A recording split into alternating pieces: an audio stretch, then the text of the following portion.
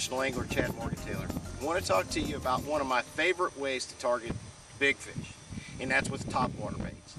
And two baits that I really rely on heavily throughout the year is a buzz bait like this Lunker Lure Original, and a couple of things that I do to it that makes it a little bit unique. One is the trailer that I put on the buzz bait. I really like, in most instances, to use a swim bait trailer.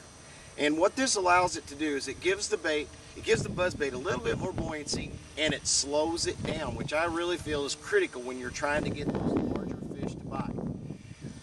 Whenever you make a buzz bait, is a really simple bait to fish. You can fish it on fluorocarbon line, monofilament, or braid, depending on the cover situation that's involved. But the best way to fish it, like I mentioned, is slow.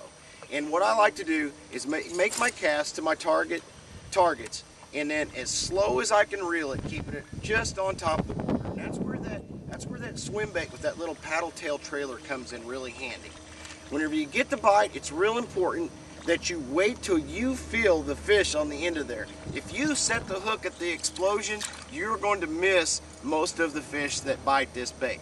Now, you can add a trailer hook, but it will add some difficulty whenever you get around real heavy cover. That's whenever I choose to go to the frog. If I'm getting buzz bait bites and these fish are missing the bait and I can't add a trailer hook to it, I like to go to the old swimming frog. Something like a Zoom horny toad or El Grande's frog. There's a lot of different frogs on the market. You can fish them. I prefer to fish them on a weighted hook, and I'm going to show you why. If that instance with the buzz bait starts happening, I'll immediately pick up that frog. Now it is rigged completely weedless, so I can put it in places that I cannot put that buzz bait. Plus it skips pretty well. I always fish it on braided line. It's up on top of the water. It really isn't going to make any difference. But the unique thing is whenever you get that bite on that frog as you're reeling it across the water, and I'll speed this bait up usually.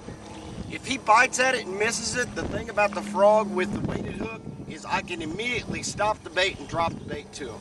You'll be surprised how many fish will bite that frog as it's sinking, rather than on a buzz bait, which is not designed to work on the sink. So try the frog in really heavy cover and as a follow-up bait to the buzz bait itself, and I know you're going to end up landing more of those fish that bite.